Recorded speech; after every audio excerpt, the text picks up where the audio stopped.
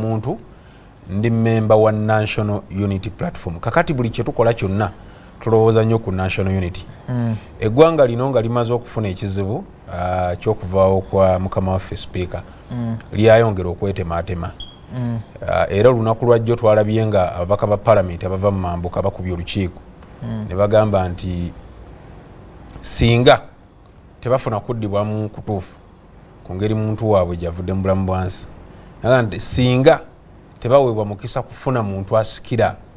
mugenzi ng'ava mu kitundu kyewaabwe kuba bawulidde mumanyi bw'ofiirwako omuntu okufuna okunyola okw'amaanyi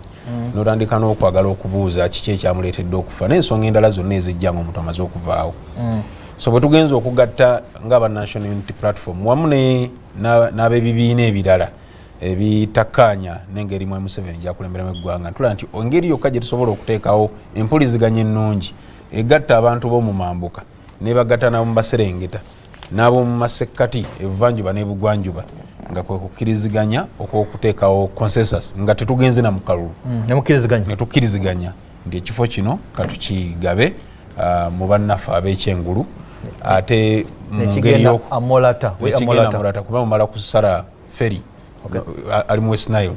ntulonka tukkaanya nti ekifo ekyo kigendeyo mu ngeri y'okuddamu okugatta eggwanga kubanga oba ogatta eggwanga mu nsonga z'ebyobufuzi okola ebintu birala bingi nnyo okusobola okunyweza abantu. Bwe ntyo bwe ntadde erinnya lyange wansi njagala n'okwebaza omubaka wa Kampala omukyala Shamim Malende kubanga naye erinnya lyali withdrawing nze tugenza okumaliriza nga buli muntu atuuza butuuza linnya lye nakwebaza abamunominati nze n'abamusekendi nze tusobole okuteekawo okugatta. Ekyokubiri nga ab'ekibiina kya National Unity Platform tuyina ekkatala ery'okuba nti ffe tukulembera bonna abavuganya gavumenti mu Parliament. Bw'obanga gwakulembedde banno bwe mutakkaanya obeera n'ebbanja ddene ery'okubakumaakuma okubagatta awamu. Ekisooka tubadde twamaze okufuna empuliziganya ennungi nti ku kifo ky'obwa Speaker tuteekewo omuntu omu tuleme kujja nga tweyawudde. Twagenza okulaba nga omuntu ayinza okugatta ebibiina byonna asobola kubeera mwami Asumani Basalirwa.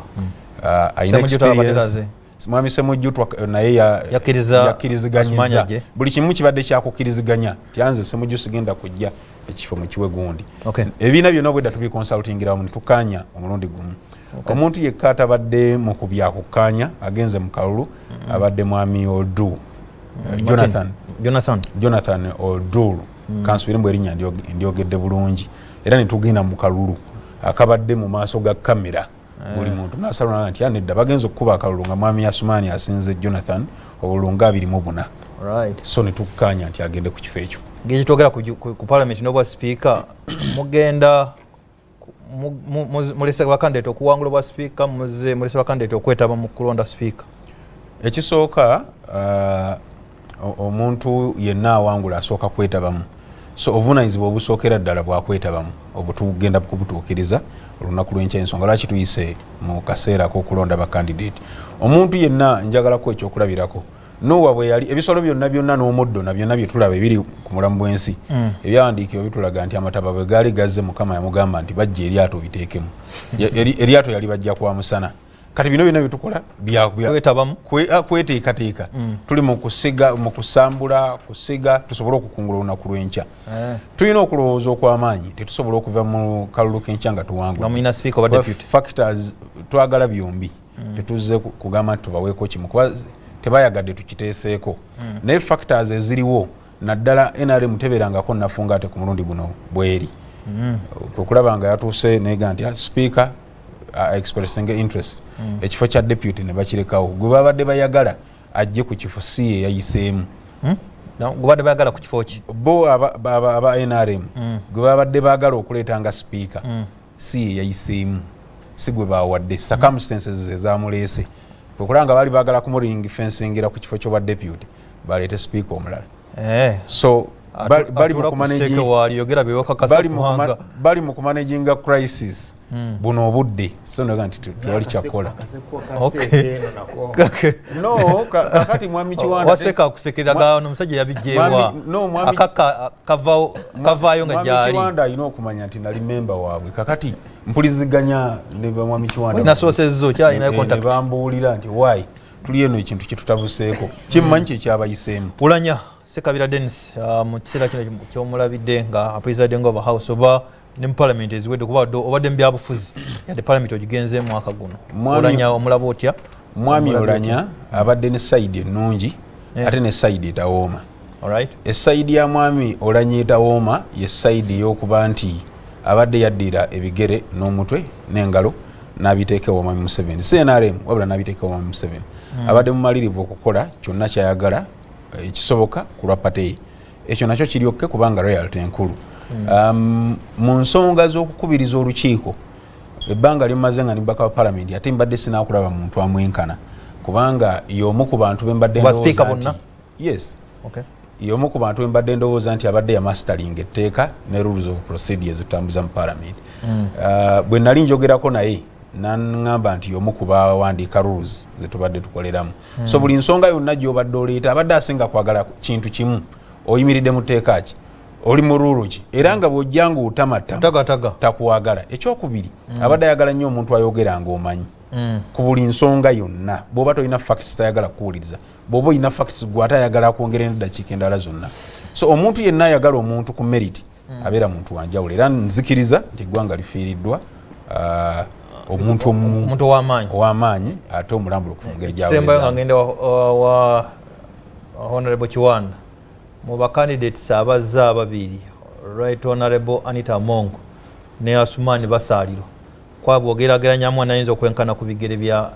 by'omugenzi oba nayinza okumusingako teriyo muntu alina kwambala ngatto za munne